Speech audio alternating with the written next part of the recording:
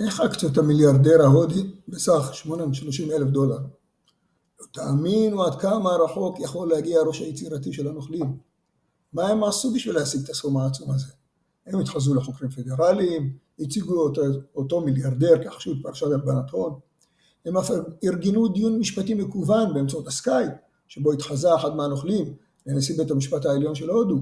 אותו מתחזה אף הוציא צו של בית המשפט העליון, פיקטיבי כמובן, שהורה לו להפקיד את הכספים כחלק מהחקירה. ואותו מיליארדר, כמובן, ציית לאותו צו, והפקיד סך $830,000. בהנחה שלאחר הבירור הוא יקבל את כספו, הוא רק לא שיער שמדובר בחשבון בנק של נוכלים. וכאן יש לי שאלה, מה את או אתה בעלי עסקים הייתם עושים אם הייתם נקלעים לנסיבות כאלו? ומדוע אני שואל? כי לצערנו תופעות הזיופים וההתחזויות מתפשטות והולכות, והסכנות הנשקפות מהם לכם בעלי העסקים אפילו מתגברות עקב התקדמות הטכנולוגיות שמקלות עליהם להסתתר מאחורי זהויות פיקטיביות. ואני לא איש בשורה, כי כשמדובר בזיופים והתחזויות, אתם צריכים להתמודד מול אירועים מהסוג הזה, העלולים להתבצע גם על ידי העובדים בעסק שלכם.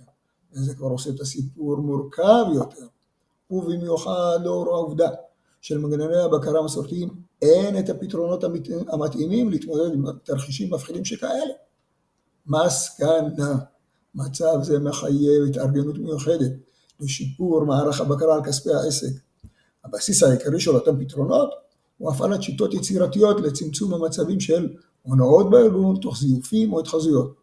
לצורך כך יש להפעיל תהליך אותנטיזציה מתוחכם לכל האירועים המדווחים לעסק.